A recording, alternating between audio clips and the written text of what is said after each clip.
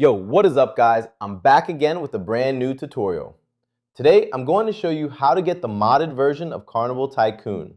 This will basically give you unlimited coins and spins in the game, which you can use to purchase anything. And don't worry, it's completely safe. I've been using it for a while now.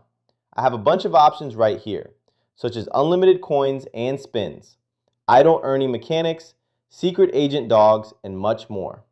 The first thing you want to do is grab your iOS or Android device. I'm using an Android today.